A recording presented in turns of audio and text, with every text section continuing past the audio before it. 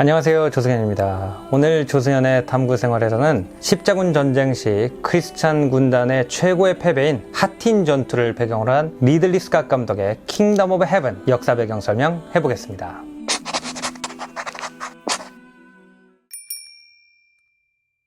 자, 우리가 십자군 전쟁이라고 그러면 11세기부터 시작해서 서유럽의 여러 군주들 또는 무사들이 크리스찬 형제 국가인 동로마 제국을 수호하고 예루살렘으로 성지 순례를 가는 크리스찬들을 보호한다는 미명하에 오늘날의 레바논, 시리아, 또 팔레스타인 지역을 침략했던 사건을 얘기를 합니다. 우리가 십자군 관련된 책을 읽으면 굉장히 어려운 것이 십자군 전쟁에서 십자군이라는 것이 우리가 생각하는 군대라고 하기도 좀 애매하고요. 또 전쟁이라는 것이 두 국가 사이에 선전포고부터 종전협정까지의 어떤 과정이 있는 그런 전쟁도 아니었다는 거죠. 사실 중세 유럽의 사회 구조상 기사들은 거의 대부분 그냥 독립적인 무력 집단이었습니다. 대체로 어떤 한 영주한테 충성을 서약하고 있었고 무사들을 데리고 모여서 한 군대처럼 움직이다가 그 목적이 달성이 되면은 새로 얻은 영토의 영주가 돼가지고 흩어지는 그 방식으로 전쟁을 수행을 했던 거예요. 이 십자군들도 예외가 아니었습니다. 성지를 탈환한다는 정확한 목적이 있을 때까지는 한 군대처럼 움직였지만 예루살렘을 정복한 다음에는 그 지역의 땅을 갖다가 여러 나라로 나누어서 많은 영주국을 세우고 뿔뿔이 흩어지게 됩니다. 예를 들어서 트리폴리, 에데사, 안티오크, 그리고 예루살렘 왕국 같은 나라들이 있죠. 이 나라들은 이제 1차 십자군 전쟁의 영웅이었던 라이몽드 쌍쥐리라든지 거드프레이드 부이옹 같은 사람들의 후손들이 다스리고 있는 나라인데 서로 이제 핏줄이 다르다 보니까 겉으로 볼 때는 예루살렘 왕국이라는 큰 틀 아래 있는 여러 귀족들이 다스리고 있는 나라지만 실제로 봉건 귀족답게 자기의 1차 충성은 자기 영토였고 자기의 2차 충성은 자기 핏줄이었습니다. 그렇기 때문에 자기의 영토를 확장하거나 한 영주의 자손들끼리 유산 싸움을 하게 되면서 십자군들끼리 싸우는 경우도 굉장히 많았어요. 그리고 십자군들이 차지한 영토 바로 옆에 이제 오늘날의 시리아에 해당되는 땅에 있는 이슬람교도의 영주들도 똑같았어요. 자기들끼리의 유산 싸움, 형제들끼리의 영토 싸움 이런 것들이 굉장히 심했기 때문에 사실 비슷한 우선순위를 가지고 있었고 그에 따라서 종교의 라인을 거슬러서 동맹을 갖다가 형성하기도 하고 같은 종교를 가진 사람들끼리 싸우기도 했습니다. 대표적인 예를 하나 들어보면요. 시리아의 다마스커스의 영주였던 이슬람교도인 루드완이라는 사람이 있었어요. 그리고 얼마 떨어진 곳에 이제 오늘날의 이라크죠. 모술이라는 도시의 영주인 자왈리라는 사람이 있었습니다. 근데 자왈리의 세력이 너무 세지니까 루드완이 위협을 느끼게 된 거예요. 그래서 누구와 연맹을 하게 되냐 하면은 트리폴리의 영주인 탕크레디와 연맹을 하게 됩니다. 그러니까 이제 그 자왈리도 이 트리폴리와 가장 앙숙인 나라가 어딘지를 갖다가 생각을 하다가 또 다른 십자군 국가인 에데사가 트리폴리랑 사이가 안 좋구나. 그래서 에데사랑 동맹을 맺게 돼요. 그래서 한편으로는 이슬람교도인 다마스커스와 십자군인 트리폴리의 군대가 한 편을 먹고 이제 반대쪽에는 이슬람교도인 모술의 군대와 또 십자군인 에데사의 군대가 한 편을 먹어서 종교의 라인에 관계없이 서로의 이익을 가지고 싸웠던 그런 역사도 십자군 전쟁의 역사를 보면 굉장히 흔합니다. 이거보다 좀 더 하드코어한 얘기도 있습니다. 이제 예루살렘의 왕 발두인 2세한테 알리스라는 딸이 있었는데 볼두인 2세가 안티오크와 좀 더 관계를 돈독하게 하기 위해서 자기 딸을 안티오크의 영주한테 시집을 보냅니다. 보헤몽드라는 사람이었어요. 근데 이 보헤몽드가 이슬람 교도들과 싸우다가 전사를 하게 되니까 이제 아버지가 당연히 내 사위가 죽었으니까 이 땅은 내가 통치하겠다. 그래서 이제 안티오크를 자기가 접수하려고 합니다. 근데 그 딸이 잠깐만요 아버지.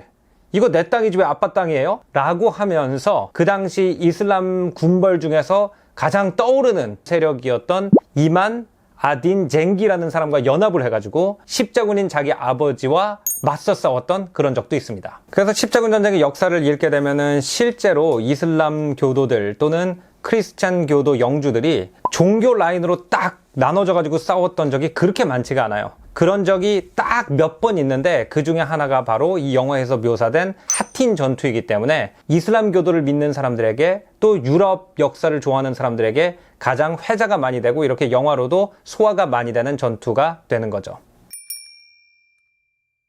십자군들이 중동에 진출했을 때 이제 그들은 우리는 이슬람 교도들과 맞서 싸운다 이렇게 얘기를 했지만 사실 이슬람 교도들과 맞서 싸우려면 이제 이슬람 교도들이 어떤 하나의 정치 세력이어야 되는데 꼭 그렇지도 않았습니다. 이슬람 종교라는 것 자체가 그 당시에는 북아프리카, 스페인 이쪽부터 중국과의 경계까지 퍼져 있는 어마어마하게 큰 종교였고요. 또 이 종교가 두 개의 종파, 시아파와 수니파로 나눠져 있었죠. 이 두 개의 종파는 오늘날까지도 중동 관련된 뉴스에서 계속 언급이 됩니다. 원래 칼리프라고 하는 직책은 그 이슬람교도들이 살고 있는 땅 전체의 어떤 상징적인 리더인데, 그 당시 두 명의 칼리프가 있었어요. 수니파의 칼리프는 오늘날 이라크의 바그다드를 거점으로 하고 있었고, 시아파의 칼리프는 오늘날 이집트의 카이로를 거점으로 하고 있었습니다. 근데 이 칼리프가 두 명이 있는데 그들이 실권을 가지고 있는 것도 아니었어요. 이 십자군들이 오기 얼마 전부터 중앙아시아에서 말을 잘 타고 활을 잘 쏘는 유목민족인 투르크족들이 점점 중동 쪽으로 내려오기 시작했습니다. 이들이 싸움을 잘하다 보니까 칼리프나 귀족들이 이들을 갖다가 용병으로 자주 고용을 했고, 이들은 자기네끼리 연합해가지고 거대한 군부 세력이 되는 경우가 많았습니다. 이 투르크족들이 큰 군부 세력이 되면은 정통성을 부여받기 위해서 이 칼리프를 갖다 볼모로 잡아서 술탄 또는 미지르 같은 타이틀을 갖다 받아서 이렇게 권력을 행사하는 경우가 굉장히 많았는데, 이 십자군들이 쳐들어왔을 당시에 투르크족의 한 갈래인 셀죽이라고 하는 부족의 후예들이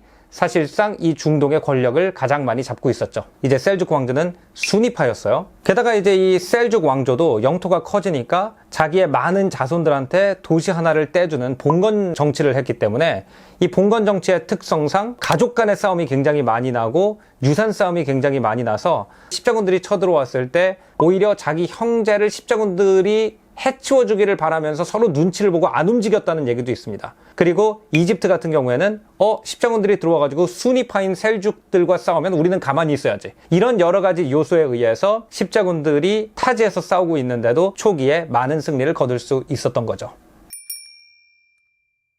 이런 상황이었기 때문에 이제 이 십자군 전쟁에서 이슬람권이 더 우세하냐 또는 크리스찬권이 더 우세하냐는 사실 많은 영주들을 갖다가 한 깃발 아래 모이게 할 수 있는 영주가 있느냐 없느냐 차이로 대체로 결정이 됩니다. 근데 이때 이제 이슬람권에서 모술과 다마스커스와 알레포라는 이 세 개의 굉장히 중요한 이슬람 도시를 갖다가 한 정치권 안에 통합하는 리더가 나와요. 이만 알딘 쟁기라는 사람입니다. 이 이만 알딘 쟁기가 이제 이 곳을 통합하기 시작하니까 가장 먼저 위협을 느낀 사람은 사실 십자군이 아니고 바그다드에 있는 수니파 칼리프였어요.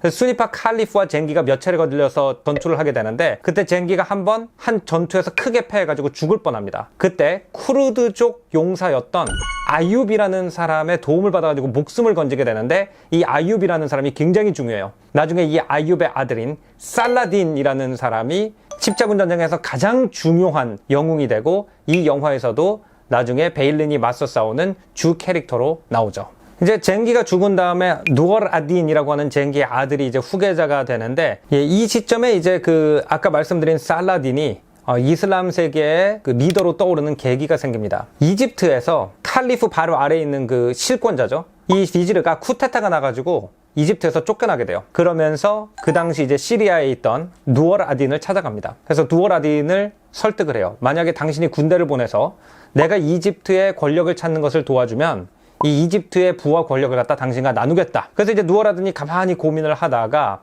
군대를 파견하기로 결심을 합니다. 누구를 보내면 좋을까라고 생각을 하다가 이제 가장 믿을 만한 사람이 자기의 아버지의 목숨을 구해준 아윳이라는 사람의 형제인 셜쿠라는 사람이라고 생각해서 이 셜쿠의 조카죠, 아윳의 아들 살라딘을 이집트로 파견하게 됩니다. 이 비지를 갖다가 이집트의 실권자로 복권시키는데 성공을 해요. 근데 이 사람이 배신을 합니다. 오히려 십자군과 손을 잡고 썰쿠를 이집트에서 쫓아내게 되죠. 누얼 아딘은 그래서 십자군과 이집트를 상대해가지고 전쟁을 할 수밖에 없는 상황이 되고, 몇 년 후에 이 썰쿠에게 또 다른 군대를 이제 주어서 다시 한번 이집트를 정벌하러 보내게 됩니다. 썰쿠가 엄청난 전략가였던 것 같아요. 그 이집트 안에서 여러 가지 전략적 기계를 통해 가지고 이집트를 차지하게 되고, 아이러니하게도 이 엄청난 부와 영광을 얻게 된 얼마 후에 썰쿠는 그걸 누리지 못하고 죽게 돼요. 근데 그때 이제 이집트에 있는 시아파 칼리프가 가만히 생각을 해보니까 이 새로 쳐들어온 사람들 중에서 가장 빈약한 인물을 갖다가 썰쿠의 후계자로 골라야 나중에 자기가 좀 숨을 쉬고 살 수 있을 것 같은 거죠. 그래서 썰쿠의 조카이자 아윳의 아들인 살라딘을 이집트의 비지르로 임명하게 됩니다. 누얼 아딘이 죽고 난 다음에 살라딘이 억제하고 있던 공격성이 갑자기 드러났는지 살라딘은 군대를 몰아서 시리아에 쳐들어가서 누얼 아딘의 아들들을 시리아에서 쫓아내고 누얼 아딘이 다스리던 땅을 이집트와 통합해서 이집트, 시리아, 그리고 오늘날의 이라크를 갖다가 하나의 거대한 나라로 통합하게 되죠. 그 살라딘이 이제 그 거대한 군대를 몰고 예루살렘을 십자군으로서부터 탈환하게 되는데, 그 과정이 바로 이 영화의 주제입니다. 그래서 이제 살라딘과 십자군들이 이제 한판 대결을 벌이는 국면으로 다다르고 있는데, 그때 십자군 내부에서도 분란이 굉장히 많았습니다. 트리폴리, 안티오크, 예루살렘 같은 데 귀족들 같은 경우에는 중동에서 태어난 사람들이었어요. 그래서 아랍어도 대체로 유창하게 할 줄 알았고, 당시 유럽보다 훨씬 발전돼 있던 아랍의 라이프 스타일이라든지 철학이라든지 과학을 받아들인 사람들이었습니다. 그리고 그 당시에 십자군들이 정복한 국가들의 부가 이 실크로드의 서쪽에 걸쳐 있는 것에서 나왔기 때문에 사이를 왔다 갔다 하는 유태인이나 아르메니아계 상인들과도 친하게 지내는 경우가 많았습니다. 근데 그에 비해서 이 에데사가 누어라딘에 의해서 함락됐다는 소식을 듣고 밀려온 유럽에서 막 온 십자군들 같은 경우에는 굉장히 달랐죠. 그 사람들은 여기에 사는 사람들이 아니라 싸우러 온 사람들이잖아요. 같은 크리스찬이라는 사람들이 이 이슬람들이랑 같이 돈 거래를 하고 노닥거리는 거에 대해서 불만을 품을 수밖에 없었고, 빨리 전투에서 전승을 해가지고 귀국을 해야 되는데 전쟁이 느려지니까 굉장히 답답했습니다. 게다가 이제 유럽에서만 생활을 했기 때문에 아랍어를 전혀 할 줄 몰랐고, 크리스찬 외에 다른 종교를 믿는 사람을 한 번도 만나본 적이 없기 때문에 이교도들에 대한 적대감도 훨씬 더 강할 수밖에 없었죠. 이 두 십자군 그룹의 이해관계가 충돌하면서 사실 이 십자군 진영 내에서도 중동에서 태어난 2대 십자군들과 지금 막 온 1세대 십자군들 사이의 갈등이 굉장히 심해지는 그 과정이 이 영화에 묘사가 되어 있습니다. 이제 두 부대의 전투가 이루어질 수밖에 없는 상황이 되는데, 살라딘은 이 물이 귀한 것을 갖다 잘 알고 있었기 때문에 트레비앙드라고 하는 호수를 갖다가 포위하고 있었대요. 상대편이 물을 얻기 위해서는 먼저 공격을 할 수밖에 없는 그런 진을 치고 있었던 거죠. 십자군들은 살라딘의 진까지 가는데 4시간밖에 안 걸렸기 때문에 4시간 만에 가서 싸워서 이긴 다음에 물을 마시면 된다. 우리의 걸음을 늦출 필요가 없다. 그게 오히려 더 불리하다. 그래서 물을 많이 안 가져갔다고 합니다. 근데 살라딘이 이제 마상 궁수들을 보내가지고 계속 이 가는 길을 방해해서 4시간에 가야 될 길을 갔다가 거의 2배의 시간이 걸려가지고 마침내 하틴이라는 데 도착을 했다고 해요. 근데 하틴에 도착을 했을 때는 너무 목이 말랐는데 이미 해가 지는 시간이어가지고 전투를 할 수가 없었고, 밤새 물을 마시지 못한 채로 아침에 싸우게 됐다고 합니다. 그래서 그 당시 이제 아랍인들의 기록을 보면은 무기를 휘두르는데 십자군들이 목이 말라가지고 자기가 무기를 휘두르는지 무기의 무게를 버티지 못해서 몸이 휘둘리는지를 알 수가 없었다 라고 할 정도로 지친 상태에서 전투에 임하게 되고, 여기에서 대패하게 됩니다. 이 십자군들은 대체로 그 예루살렘에서 예수님의 인생과 관련된 물건을 성물로 지니고 다니면 전투에서 패배하지 않는다고 생각을 해서 트루 크로스라고 그러죠, 영어로. 예수가 십자가에 못 박혀 죽었을 때 그 십자가라고 여겨지는 그 성물을 갖다 가지고 전투에 참여했다고 그래요. 근데 그 성물을 갖다가 살라딘이 빼앗은 것이 십자군들의 사기에 결정타를 입혔다고 합니다. 이제 살라딘은 그 기세를 몰아가지고 예루살렘에 쳐들어가게 되고, 예루살렘은 실제로 루멜레의 영주 베일린이라는 사람이 있었다고 합니다. 근데 그 사람이 실제로 예루살렘의 그 방어에 굉장히 큰 역할을 했고, 나중에 예루살렘 사람들이 죽임을 당하지 않고 예루살렘에서 나갈 수 있는 항복 조건을 갖다가 살라딘한테 내밀어서 살라딘을 설득하는 데 큰 역할을 했다라고 역사적 기록에 남아있어요. 이 베일린의 그 앞뒤, 프랑스에서 대장장이를 했다, 이런 얘기는 아마 픽션일 테지만 이제 그 기록을 가지고 이 영화를 만든 것 같습니다. 제가 이제 이 영화가 흥미롭다고 여긴 거는 사실 십자군 전쟁이 굉장히 지저분한 전쟁이었기 때문에 지금까지의 영화는 대체로 특정한 영웅에 포커스를 맞추고 있어요. 하지만 이제 이 영화 같은 경우에는 초점을 전혀 다르게 해서, 첫 번째는 이제 크리스찬 부대가 패배한 전투를 갖다가 그렸다는 것이 흥미롭고, 두 번째는 그 당시에 아랍 문명의 어떤 발달된 모습, 그리고 십자군들 사이의 어떤 내분과 정치적인 계략, 이런 걸 갖다가 총체적으로 보여주는 영화여서 십자군 전쟁을 굉장히 새로운 시각에서 그려냈다라고 저는 생각을 했어요. 오늘 조승현의 탐구생활은 여기서 마치겠습니다. 다음 에피소드에서는 또 다른 재밌는 문화 얘기로 여러분 찾아뵙겠습니다. 구독, 좋아요 눌러주시고요. 저는 다음번에 뵐게요. 안녕히 계십시오.